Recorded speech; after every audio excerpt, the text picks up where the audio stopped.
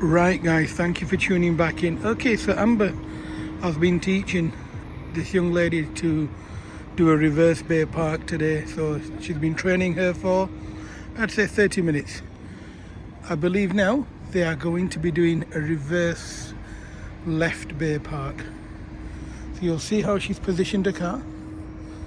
You'll see, look, her wheels are now going to go to the right and she's going to move forward to the right.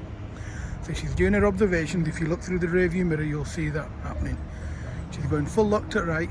She's moving forwards because she's going to reverse into a bay soon. So she's looking in her left and right door mirror. She's looking in her left door mirror for that line.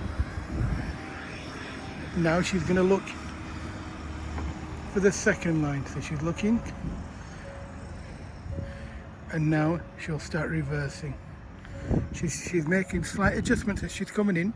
It's looking good. And you can see she's very close to that line behind her there. But she's making the adjustment as she's going into the bay.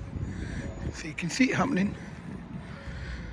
She's looking in a mirror as she's going backwards. She's close to the line on the left, but she's not touching. She'll stop in a few seconds for these pedestrians. She's done that now.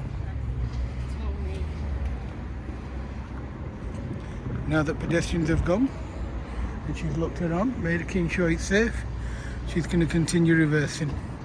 She's coming back until she's inside the bay, so she's making sure the front of the car comes into the bay. It's happening. It's taking a 1.5 minutes.